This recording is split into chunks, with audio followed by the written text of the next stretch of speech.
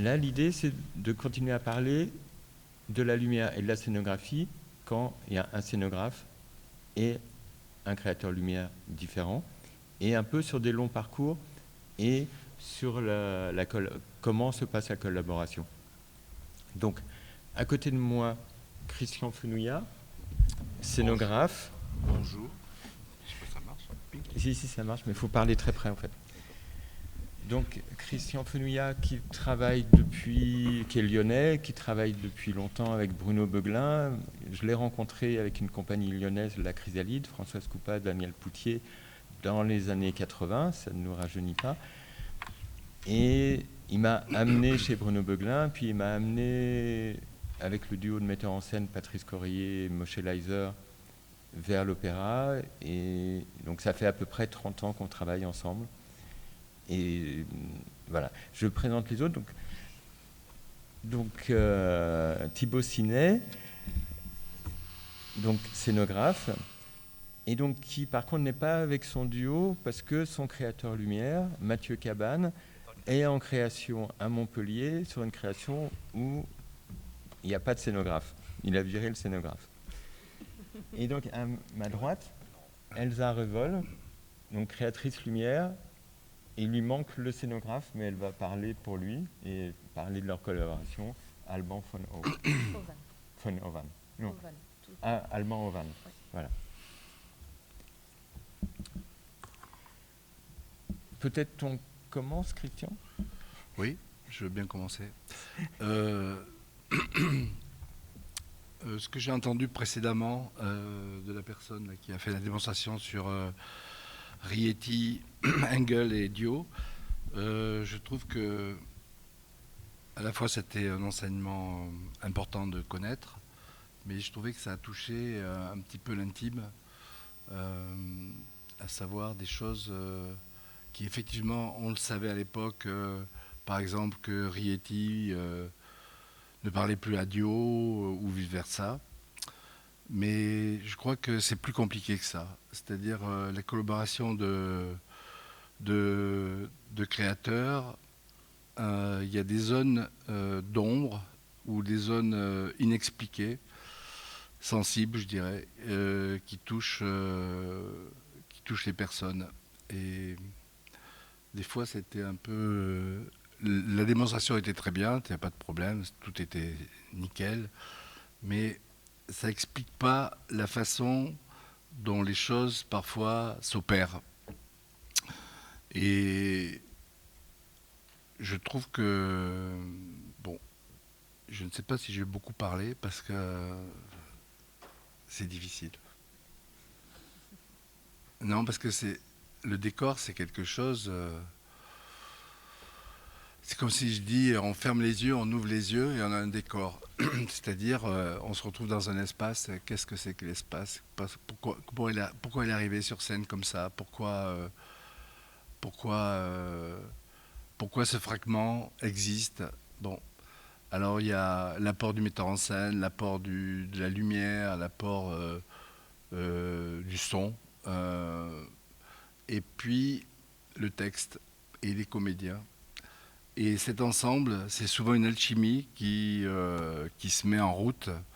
Et avec le temps, je crois que j'ai de moins en moins de choses à dire.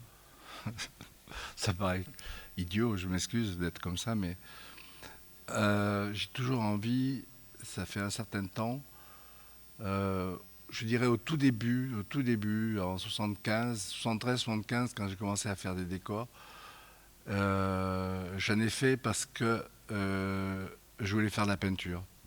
Donc c'était la chose qui me tenait le plus, c'était de faire la peinture, c'est-à-dire comment arriver à peindre, être peintre. Il se trouve que j'étais fauché comme les blés et j'avais pas la possibilité de me payer ni de la toile ni de la peinture. J'ai rencontré Bruno Beuglin, qui est un metteur en scène, qui avait mon âge, et qui me dit mais ça m'intéresse. Donc on a passé des nuits et des nuits à refaire le monde, comme sûrement chacun d'entre nous ici. Et je me suis lancé dans l'idée que en faisant de la peinture, j'arriverais à faire des décors. Voilà, c'était un petit bout de choses parce que comme maintenant on voit que les écoles existent de théâtre, les écoles à l'époque je ne savais pas que le TNS existait, je ne savais pas que l'ENSAT, tout ça, ça existait. Et donc j'essayais de me faire l'idée que comment faire du théâtre et surtout comment faire du décor. Donc j'ai pris cette chose qui me tenait à cœur, c'était de faire de la peinture. Et je ne savais pas faire de la peinture. C'est-à-dire, qu'est-ce que je peux faire en peinture, voilà. Et en faisant ce qu'est-ce que je peux faire en peinture, j'arrivais à une forme sur le décor. Je trouvais que le décor, c'était la rencontre entre l'architecture, le design, plein de choses, la lumière qui était dedans. Ça avait quelque chose d'évolutif et ça combinait plein d'arts. Et ça m'est toujours un peu étrange qu'on ouvre un rideau et il y a un décor qui est là. Voilà. Ça me paraît toujours un peu plus, de plus en plus, un peu étrange, mais c'est là. Donc j'ai toujours laissé la place au créateur lumière. Donc moi en l'occurrence. Voilà. Parce que je trouvais que le dialogue qui existait entre la lumière et le décor, c'était des choses qui étaient dites et des choses qui n'étaient pas dites. Et j'aime bien, moi, les choses qui ne sont pas dites. Parce que c'est peut-être là que réside l'énigme. C'est une énigme que je cherche depuis un certain temps. Et je ne sais pas si j'arriverai à trouver, mais ça m'intéresse. Donc, j'ai l'impression de soliloquer, là. Je ne sais pas si je suis très intéressant, mais bon. Si, c'est bien. Ouais, donc la place de la lumière dans un décor, parfois, est étrangement intéressante parce que pourquoi moi je ne fais pas de la lumière? Parce que je ne suis pas capable. Ensuite, je pense que penser à un décor, c'est beaucoup de temps. Les gens qui font lumière et décor en même temps sont des imposteurs. Non, mais je le dis parce que bon, ils ont besoin de se faire du fric, ils le font. Mais je ne crois pas à ça. C'est ainsi qu'un décorateur costume, un décorateur de scène, c'est pas pareil. Et donc, s'il y en a qui font les deux, c'est des imposteurs. Alors, vous pouvez me dire, c'est ma conviction, mais je sais le temps qu'il faut pour faire un décor et surtout le désencombrer. C'est-à-dire que ce qui est le plus important sur un décor, c'est désencombrer un espace. C'est pas l'encombrer, parce que l'encombrer, tous les jours, on peut le faire. On voit chacun chez nous, dans nos maisons, on encombre notre maison. Le plus dur, c'est de désencombrer. Donc une scène, c'est pareil. Donc pour arriver à épurer cette chose, que ce soit juste un geste, et que le geste soit juste, on a besoin du temps. Et ce temps-là, il est le plus précieux. Donc je suis hyper content, moi, de travailler avec un créateur lumière qui, lui, ramène une chose sur laquelle je n'avais pas pensé, qui fait que une toile, une peinture, une atmosphère est complètement changée. Et ça, je dis merci à Christophe. Merci à toi pour voilà. tous les décors. Romain, tu peux peut-être basculer, il y a une image d'un décor de Christian. Oula.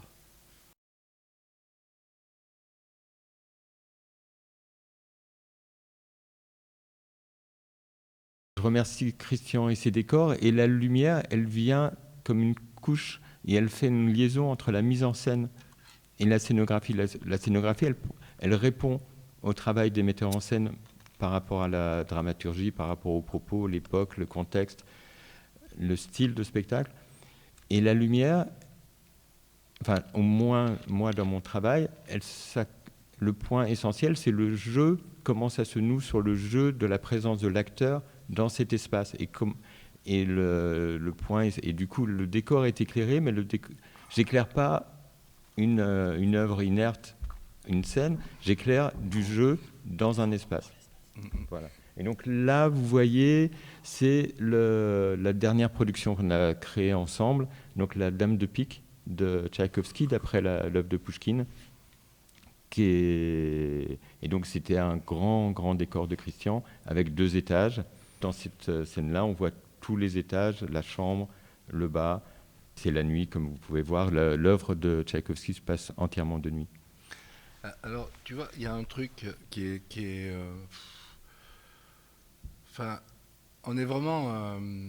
le théâtre, c'est un endroit pauvre, je dirais, pour la communication. Parce que cette photo est une photo. C'est le résultat d'un cliché. Mais ce n'est pas le décor. Voilà.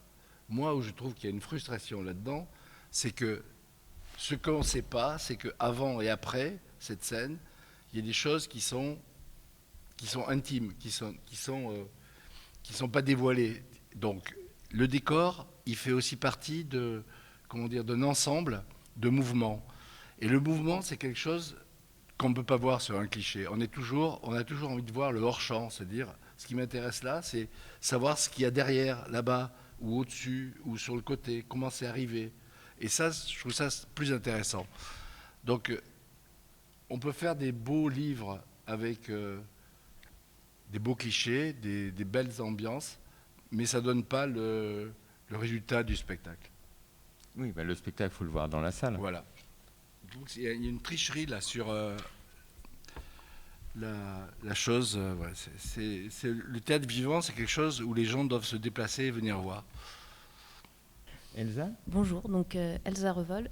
Je suis sortie de l'ENSAT il y a maintenant 15 ans. J'ai calculé ça ce matin. Voilà, ça fait ça.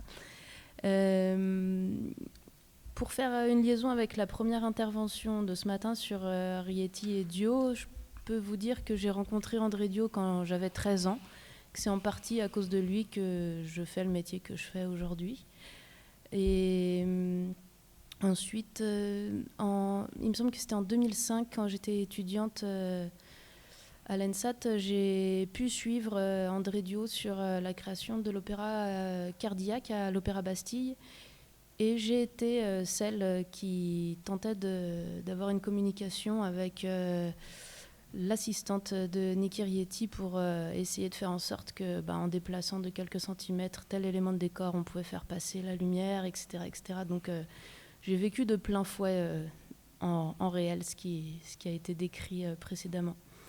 En tout cas, ce que ça m'a largement apporté, c'est que je me suis dit que j'avais vraiment envie d'avoir des collaborations fortes avec les scénographes et notamment de discussions en amont pour comprendre leur espace, comprendre dans lequel univers ils évoluaient, comprendre pourquoi ils en étaient arrivés à là, etc. etc. Donc, dans mon travail avec Alban Ovan pour le metteur en scène Galin Stoev, on a beaucoup collaboré là-dessus.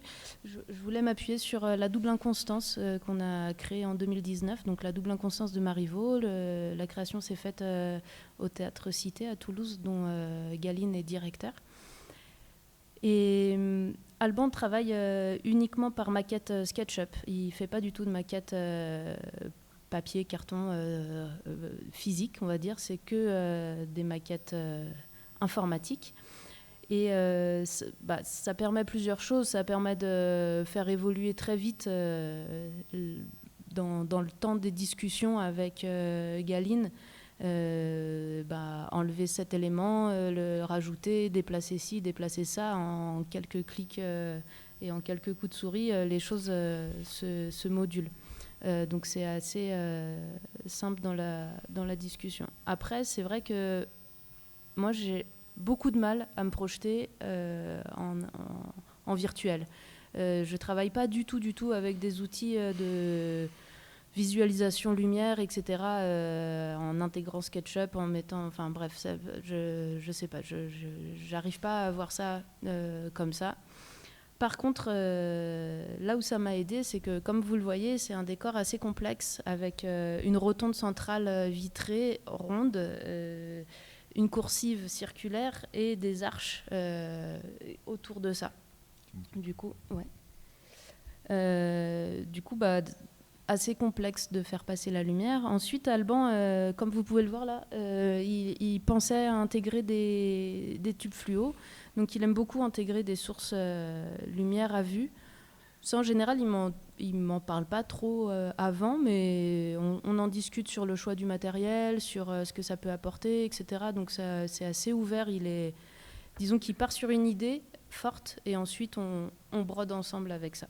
Donc voilà, une des choses qui me servent avec SketchUp, c'est qu'on peut effectivement tourner autour et puis je peux essayer de me rendre compte un peu par où peut passer la lumière et comment essayer d'anticiper un peu les choses avant que ça parte en atelier de construction, parce qu'une fois que c'est construit, c'est construit.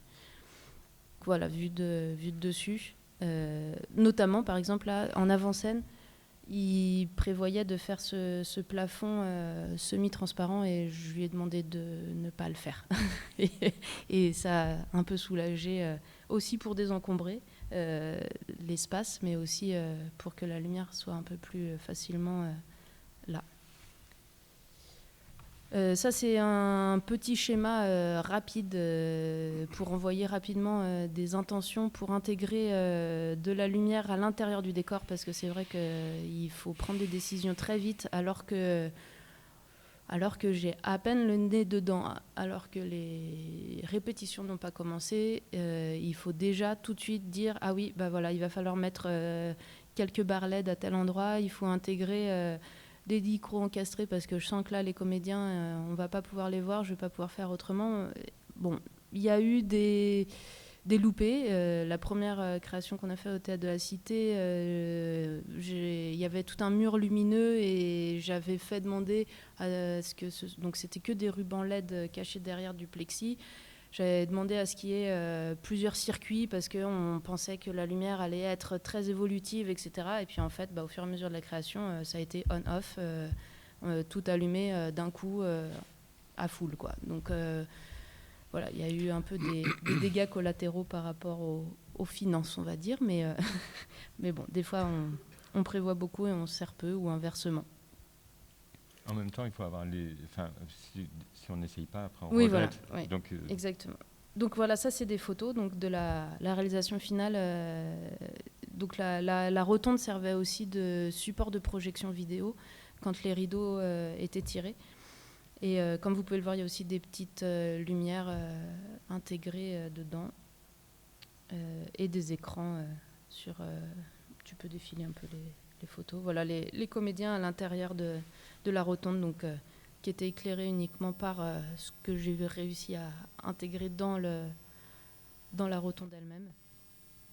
Moi, je travaille avec Galine depuis une bonne dizaine d'années et c'est vrai que j'ai beaucoup d'échanges avec lui en direct sur la dramaturgie, sur ses choix, sur comment on parle pas du tout lumière, on parle beaucoup de pourquoi ce texte et qu'est-ce que lui il cherche à dire qui n'est pas dit dans ce texte et qu'est-ce que voilà. Et donc ça c'est vraiment l'invisible ou le sous-texte ou ce qui est en dessous et ce qui nous porte beaucoup. Et c'est vrai que la communication est assez fluide entre Alban, Galine, moi.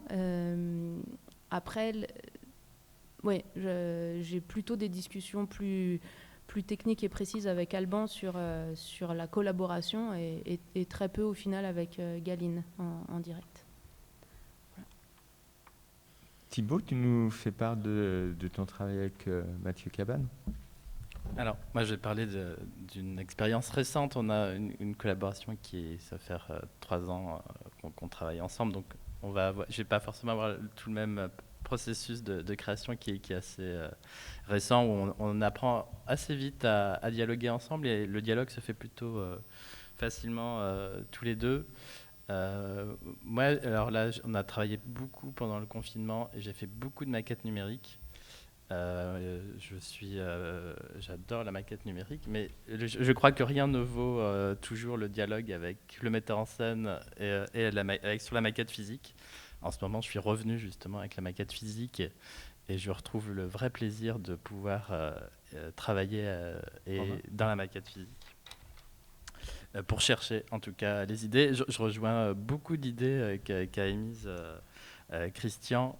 Bon, là, c'est un projet où moi j'ai fait. Alors là, je vais être en désaccord avec Christian. Ça, c'est un projet que j'ai fait tout seul, où je fais la scéno et la lumière. Parce que tu fais mais tu nous... Et là, j'y suis arrivé. Mais c'est un projet qui mélange vidéo et lumière. Et en fait, c'est tout un projet où tout est pensé directement. Mais qui est un projet qui est plutôt simple dans tout le projet. C'est un plafond lumineux avec des rubans LED. Il y a il y a qu'un automatique qui est au centre du cercle. Et il y a tout un tulle, et en fait, tous les comédiens sont et ne sortent quasiment jamais de ce tulle. Donc, c'est plus facile. Je sais qu'ils sont là. Ils ont un endroit pour être éclairés. Et c'était créé en Belgique. Et j'ai été bien encadré aussi avec les équipes techniques du théâtre qui sont là et qui étaient formidables aussi. Mais tu veux dire que la scéno intégrait la lumière dans le concept, dans la conception. Toute la conception, en fait, c'est un Don Quichotte, donc tout le personnage, c'est un Don Quichotte qui était sur son lit de mort. Donc voilà, ça c'est la scéno numérique, la maquette numérique.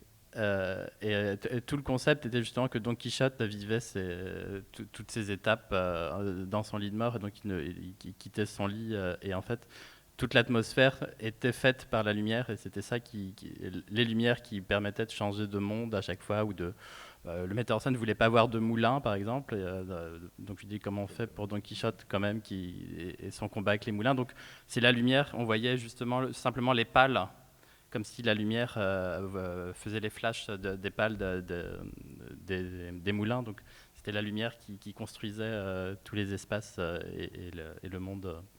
Donc ça, c'est pour le travail personnel, sans créateur lumière, mais qui n'a pas empêché un dialogue avec Mathieu Cabane, justement pour le choix de l'automatique. Il m'a beaucoup aidé pour savoir quel matériel. Donc là où je rejoins Christian, effectivement, il y a des compétences sur les nouveaux matériaux, les nouveaux équipements où c'est nécessaire d'être aidé en tout cas par un créateur lumière. Et puis pour avancer sur les projets suivants, ça c'est une maquette numérique pour vous montrer un peu. Voilà, c'est un travail, ça c'était le roi puzzle, c'est un travail sur un tissu qui est en U. Moi, j'ai fait dans la maquette déjà des propositions, ce que permet la maquette numérique. Mais il a fallu travailler sur les échantillons de matière. Donc, j'ai demandé à Chotex des différents échantillons. Moi, j'ai reçu des tissus, je les ai fait envoyer à Mathieu, qui était en Italie à ce moment-là également. Donc, lui, il a fait des essais aussi sur les matériaux.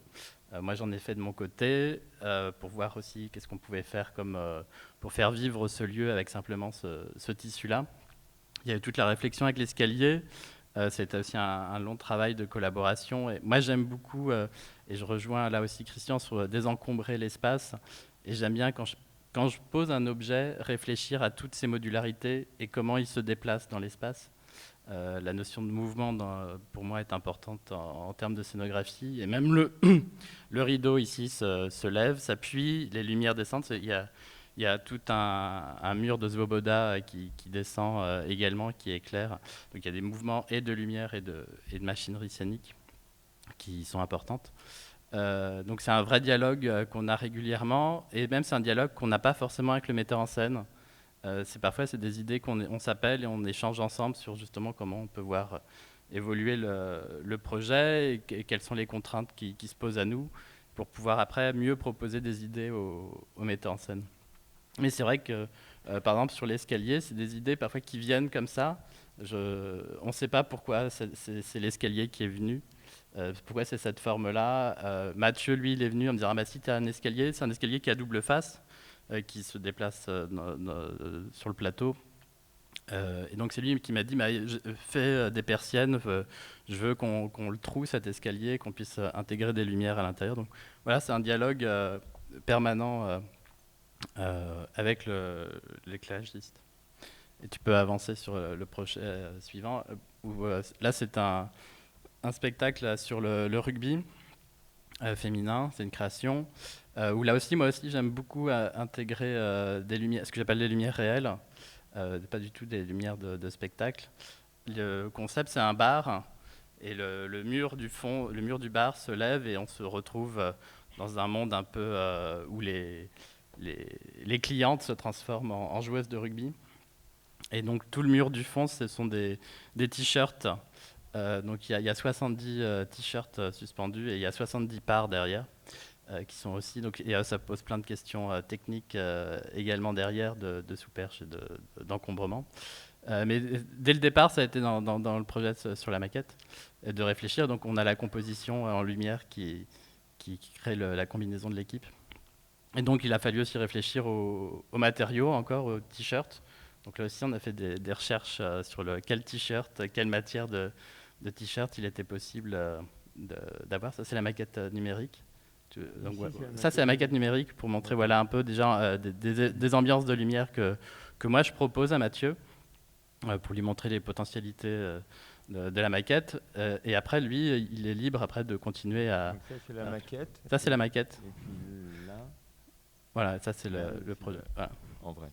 Donc en vrai, mais en photo. C'est ça. Voilà. Alors là aussi, je rejoins encore Christian. Effectivement, ça reste une photo, un instant T qui montre pas justement tout le rythme, toute la conduite lumière, justement, parce qu'il y a un vrai rythme, un vrai travail de lumière qui est important justement sur les intensités. Il y a aussi une dynamique de la lumière qui est importante dans tous ces projets-là.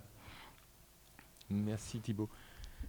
Moi, je voulais juste rebondir un peu sur ce que disait Thierry sur les discussions. Thibaut, pardon, excuse-moi.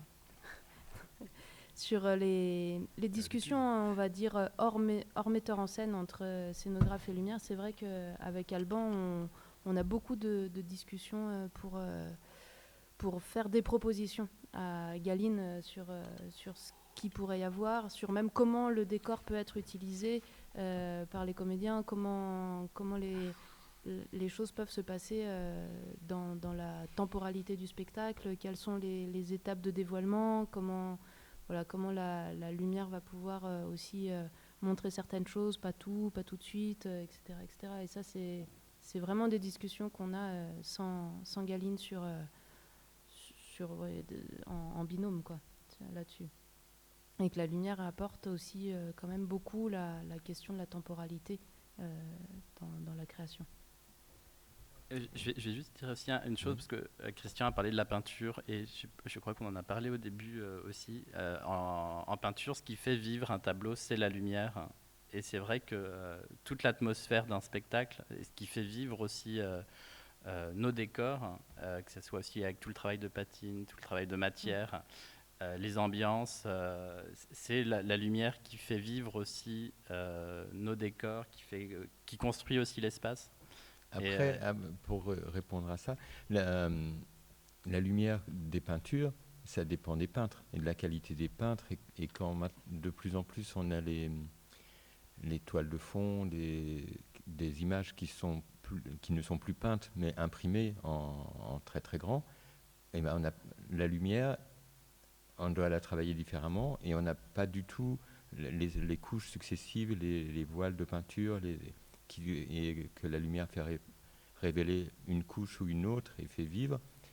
C'est une chose qu'on est en train de perdre en perdant les peintres. Tous dégradent. Moi, je dirais que... Pardon. Le travail sur la scène... Non, je reprends. Le travail du décor, pour moi, je travaille toujours avec une maquette au 25e. C'est-à-dire, je n'utilise pas du tout les outils, comme tu disais, que je trouve fabuleux, hein, mais je trouve que la nécessité de passer par une maquette physique démontre à chaque fois les possibilités, les impossibilités, les réductions, pourquoi ça ne marche pas, alors que le travail informatique, pour moi, il vient après. Une fois que la maquette est faite, elle se retraduit parce qu'elle va partir à l'exécution dans un atelier. Donc ce travail-là, de la maquette, je les ai eus dans les années 90 parce que précédemment, je faisais aucune maquette. Je travaillais tout en... Comment dire ? L'espace, je le commentais au metteur en scène. Et on travaillait comme ça. C'était assez beau d'ailleurs parce que ça laissait la part de l'intuition, de la part du rêve et des impossibilités. Donc, des fois, voilà, bon. Et donc, dans les années 90, où j'ai commencé à l'opéra, où ils sont venus me chercher, ce que expliquait tout à l'heure Christophe, on a travaillé sur maquettes, mais les maquettes très précises, c'est-à-dire de matière, de réduction. Donc j'aimais bien parce que c'était très dur. Je trouvais que tout ce qui est dur, Ça résiste. ça résiste. Et donc pourquoi ça résiste et comment ça résiste, et ça c'est intéressant. Et voilà quoi. Je sens que à un moment donné, la chose, le trait du décor, il passe par une maquette physique. Ça peut être très simple, hein, c'est pas forcément compliqué, mais on s'aperçoit que on peut enlever quelque chose, on peut le remettre, pareil que dans la machine informatique, mais ça ne traduit pas le temps de le faire, de le fabriquer, l'expérimenter. La machine, elle va faire comme toute l'architecture qu'on voit à l'heure actuelle, c'est-à-dire des villes où on voit le trait d'informatique qui découpe les fenêtres. Et donc, à Lyon, on aura ça, on va descendre à Nîmes, on va descendre à Marseille, on aura toujours le trait informatique qui va découper. Donc, on arrive à une architecture. Alors, je ne sais pas si c'est bien ou c'est pas bien, mais c'est un regard de ce qu'on trimballe, voilà. Mais j'aime bien quand Christophe il reprend mes plans et il en fait des volumes des fois avec la traduction de ce que ça peut faire en lumière parfois. Mais en même temps, ça me parle pas. Je trouve que ce que j'aime bien, c'est sur le plateau que ça se déroule, parce qu'on peut faire dire à une image ce qu'on veut. Et à chaque fois que j'ai travaillé, puisque j'ai des théâtres où j'ai eu des préparations en virtuel assez loin pour avancer parce qu'on avait peu de temps de plateau, mais quand j'arrive sur scène, ce que je vois est toujours différent de ce que je voyais en virtuel, qui est très pur, qui est très propre. En réel, on a la réflexion des choses qui est différente que la réflexion, même si la réflexion elle est simulée en virtuel, on n'a pas le même rapport. Et du coup, de toute façon, quand on arrive dans la salle, on fait autre chose. C'est des outils qui me servent à préparer, mais la lumière, je la fais en réel avec les objets que j'ai. Voilà, je suis toujours surpris en fait quand j'allume les choses et je regarde. J'avais une question pour vous, scénographe ici présent. Qu'est-ce que vous faites une fois que le montage est fait de la scénographie pendant les répétitions? Vous êtes présent, pas présent? Oui. Vous intervenez, vous bougez, les choses, comment, enfin voilà, qu'est-ce que... Oui, tout le temps. Qu'est-ce du que premier jour de répétition au dernier jour, je suis là. Je trouve que j'ai jamais fait 2 décors en même temps. Ça m'est arrivé et je suis tiraillé à chaque fois parce que une fois on est à Lille et le lendemain on est à Paris. Et puis donc ça j'ai jamais voulu. J'ai jamais pris 2 boulots en même temps. J'ai fait un boulot après l'autre parce que d'abord sinon on fait pas le même travail. À la sortie ça fait pas la même chose. Ça fait qu'on a. Oui, on peut en faire des décors. Hein. Je vous en fais un, moi je vous en fais tout ça. Mais c'est pas le sens. Le sens, voilà. Et donc, quand on travaille avec un metteur en scène, eh bien moi, je me dois d'être là avec lui, auprès de lui. Si jamais il y a, je sais pas moi, on a pensé que le siège était comme ça, ben il en faut 2 ou il en faut 1, et puis la fenêtre, elle ne devrait pas s'ouvrir comme ça, elle devrait s'ouvrir comme ça. Mais tout ça, ça a été travaillé en amont, donc il y a moins de surprises, beaucoup moins de surprises, parce qu'à l'opéra, la maquette, elle a été, Christophe peut en parler, elle est faite, pour faire une maquette d'opéra, j'en fais 15, 20. Ça, Christophe peut le voir. Oui, je peux témoigner. Et c'est un travail que tu commences avec chez Patrice, 1 an, 2 ans. Voilà, au moins 1 an à l'avance. Mais c'est-à-dire que la maquette, quand elle va être finalisée, acceptée, ça veut dire que la mise en scène, elle sera elle sera travaillée, c'est-à-dire que... La mise en scène, le projet de la mise en scène, il est écrit à travers la maquette. Voilà. Donc c'est un boulot énorme, mais hyper intéressant. Hyper intéressant, c'est-à-dire, des fois, je pense que j'y arrive pas. On va pas y arriver, parce que ça coince. C'est pas parce qu'on a, comme on dit, du métier qu'on y arrive le mieux. Je crois que chaque décor a sa propre respiration, a sa propre évolution. J'ai pu faire un décor d'opéra en 2 semaines parce que ça a été un truc comme ça. C'était Carmen à Cardiff. Et puis, par contre, faire le Ring, qui est d'abord, quand vous écoutez le Ring, c'est 16 heures de musique. Donc déjà, il faut 2 à 3 jours pour l'écouter. Ensuite, il faut rester dans la même histoire. On n'est pas là pour raconter une histoire. Et puis, le deuxième volet, il faut que ça soit la même histoire. Donc, vous voyez le temps qu'il faut pour arriver à assimiler concrètement et physiquement ce qu'est cette œuvre. Pour répondre, moi aussi, moi je reste jusqu'à la première, je suis au plateau. Il y a souvent encore toute une part de travail importante sur les accessoires qui est importante. Mais même au montage, récemment, là, sur le spectacle, là, tu peux montrer sur celui-là, avec Mathieu, justement, on a rajouté des lumières. En répétition, j'ai vu, là par exemple, on revient justement, voilà, on voit il y a une petite lampe juste en haut à droite. C'est moi qui l'ai décidé en répétition. Je voyais que le metteur en scène travaillait beaucoup sur ce coin-là. Et je me suis dit, tiens, il y a peut-être un truc à trouver. J'ai dialogué avec Mathieu. Et ça, c'est une lampe qui est arrivée en voyant les répétitions dans le studio de répète. Donc voilà, c'est une petite lampe. Là, on ne le voit pas, elle fait un effet plus important parce qu'à un moment, elle fonctionne toute seule. Elle est toute seule. Et même après, il y a des casiers.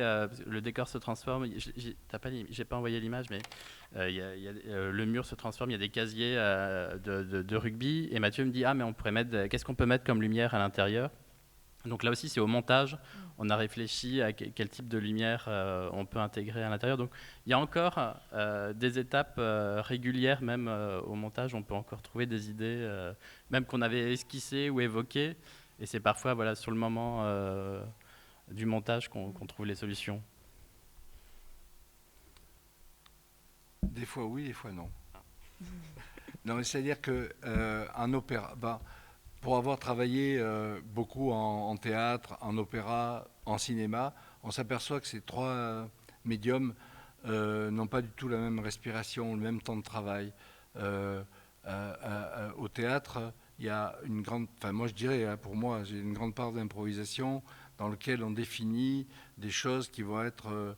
on met le plus de choses possible d'une certaine manière, et il y a une part d'incertitude qui va être donnée par un temps réel et qui sera décomposé en un temps dont on ne savait pas du tout que ça peut être, si c'est rapide.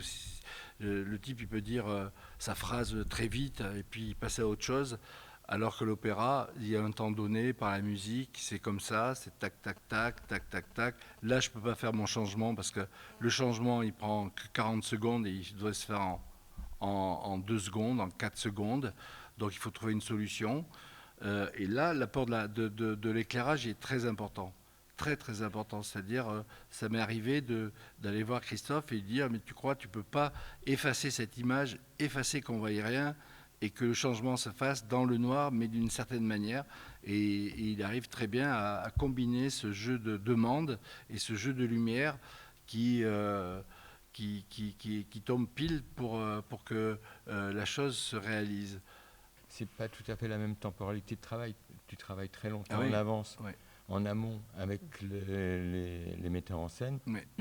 Tu me consultes un peu, on échange un peu, mais juste moi pour savoir un peu de quoi ça parle et puis de où ça va et s'il y a des choses à intégrer. Donc ça, s'il y a des choses à intégrer, on en parle dès le départ. Et sinon, moi, mon étape de travail, elle est quand même plus tard. C'est-à-dire que quand la conception, mise en scène, scéno est faite, je prends ça et je conçois des orientations, je choisis mes outils qui vont me servir à faire la lumière, que je mets en œuvre, et ensuite la lumière, je la fais vraiment sur scène dans les idéalement, quand on a 3 semaines de plateau, c'est bien. Maintenant, on a parfois moins, parfois beaucoup, beaucoup moins. Mais donc, c'est sur les dernières semaines et où la lumière, elle s'intègre au jeu et complètement à la mise en scène et elle s'écrit à ce moment-là. Donc, dans une temporalité quand même qui est décalée, qui se chevauche, mais qui se décale. Oui. Et on s'aperçoit que quand on fait un décor de théâtre, ici par exemple, on a un espace donné et donc on ne peut pas faire éclater les murs, donc on reste dans une rubrique de ce théâtre-là qui est très intéressant. Et puis on va travailler au Covent Garden qui a 15 mètres d'ouverture avec une profondeur de 30 mètres, avec des cintres, avec des dégagements, ou à la Scala par exemple. Là, à la Scala de Milan, on était obligé de travailler très en amont. Une fois qu'on était travaillé très en amont, faire des plans hyper précis, parce qu'on savait que les ateliers et tout le plateau étaient en planning, c'est-à-dire de telle heure à telle heure, le décor, celui-là il est monté, il sera éclairé là, et ainsi de suite. Donc là, il y a un planning qui est pas du tout extensible, pas du tout Souple.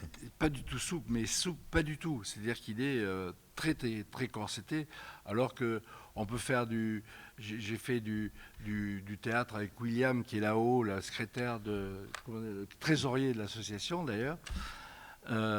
Et c'est du théâtre, et là on improvise, c'est-à-dire qu'on a quelque chose entre maquettes et tout ça, mais il y a quelque chose qu'on peut encore bouger, parce que ce temps-là on le connaît pas, on va le définir au fur et à mesure. Juste pour dire une chose, pour revenir peut-être sur ce qui a été dit sur André Dio et Nick Rieti, c'est vrai qu'il y a un dialogue qui est aussi essentiel, que j'ai eu régulièrement et que j'ai vu aussi en tant qu'assistant avec d'autres scénographes et d'autres créateurs lumière. C'est vrai que le dialogue, il est important aussi pour savoir où passe la lumière.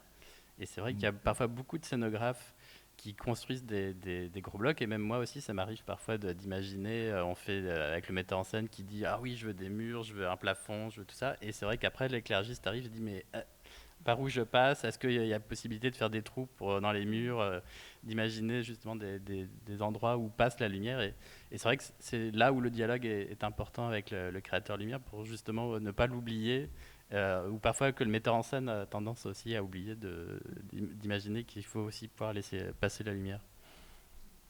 Mais il y a peut-être des questions? Est-ce qu'il y a une question dans la salle?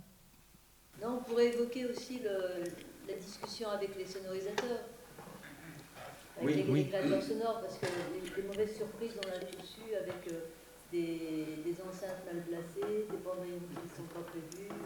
Au-delà de ça, la conception du son, elle est proche de la conception lumière dans la conception du spectacle. C'est-à-dire que le son, il donne un rythme, et moi, je dialogue avec Christian sur les décors, mais je dialogue énormément, surtout au théâtre. À l'opéra, c'est le musicien, c'est le compositeur qui fait le son, avec les concepteurs du son, parce que l'écriture du son, elle s'harmonise avec l'écriture de la lumière, et elle doit s'accorder. Et après, techniquement, sur le plateau, comme en parlait Thibaut, sur les ouvertures, avoir une ouverture pour rentrer de la lumière, il faut placer les enceintes, et oui, ça c'est des dialogues qu'il faut en amont pour éviter les problèmes. Mais je crois qu'il faut qu'on fasse la pause. Ah bon? Oui. Oui, Moi, ça va être là. Je voudrais dire une dernière chose. On a la chance à Lyon d'avoir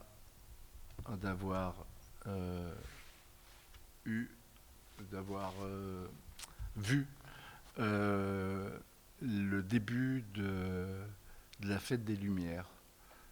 C'est M. Fléchard là, qui en est le concepteur, avec 2-3 personnes. Et je trouve ça intéressant parce que moi je trouve que la lumière dans la ville, comme il a défini, et puis après ça a pris son rythme, hein. Après il y a l'histoire de la vie, les choses, mais comment cette lumière s'intègre dans l'urbain, découpe des scènes avec des spectateurs qui passent devant, avec ça c'est formidable. C'est-à-dire que il y a peu de villes, maintenant il y a des gens qui ont copié cette formule, j'en sais rien quoi, mais il y a peu de gens qui ont qui ont fait que on a eu quelque part, la ville s'est mise à respirer la lumière comme nulle part ailleurs. Et donc, je trouve que c'est aussi ça qui me nourrit, enfin je dirais principalement de l'observation. C'est-à-dire, je crois que je ne suis pas capable d'enseigner comment on fait un décor, parce que si je devais avoir cette tâche ingrate, je dirais aux élèves, bon, on va descendre dans la ville, on va observer la ville, mais ça peut mettre 1 an.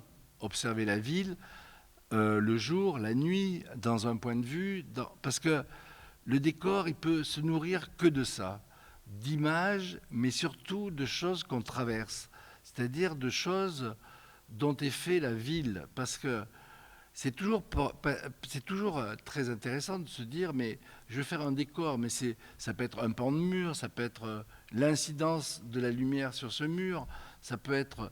Bon, il faut raconter une histoire, et l'histoire, elle est en deçà de l'histoire écrite, où elle déborde, où elle est en dessous, mais c'est l'image qui est plus forte.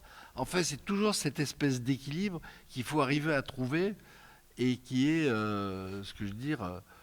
l'image juste. L'image juste, c'est ça le problème. Je voudrais juste, si vous permettez, de dire une petite chose sur ce moment de matinée là. Nous avons parlé d'André Dio, pour qui j'ai travaillé comme électro au TNP il y a de nombreuses années. Et je peux vous dire qu'à cette époque-là, André Dio était considéré comme un technicien de la lumière par Patrice Chéreau, par Roger Planchon, par tous les metteurs en scène, et que tous les soirs, on le ramassait à la petite cuillère parce qu'il était navré de la façon dont il était traité dans le travail théâtral. Et que c'était vraiment une époque aussi avec des technologies assez archaïques, où nous faisions de la lumière avec des tuyaux de poêle. Et ce matin, on a vu 2 exemples tout à fait remarquables de ce travail sur la lumière, entre un scénographe et un éclairagiste, un créateur lumière, dans un sens d'une réciprocité des apports et d'un dialogue permanent. Et puis on a vu l'exemple d'un scénographe qui a besoin d'un électricien ou d'un éclairagiste pour lui choisir ou lui donner le conseiller sur des bonnes sources, mais où le scénographe est à la fois créateur lumière, scénographe, etc., ce qui est aussi une époque, l'époque qu'on a vue après André Dio. On a vu arriver des metteurs en scène qui faisaient la lumière, qui faisaient la scénographie. On pourra parler de Bob Wilson, oui, on va en parler dans la journée. Oui, oui. Donc c'est tout à fait exemplaire de l'étendue de ce moyen d'expression et comment il peut être approprié par les uns et les autres. Voilà, et merci pour la référence à la Fête des Lumières dont j'ai relancé l'idée en 98 avec Henri Chabert. Et tout mon travail sur l'éclairage urbain, il est un transfert de mon apprentissage au théâtre, puisque je viens de là moi-même. Merci Laurent. Et merci à tous. On fait une toute petite pause et puis on se retrouve.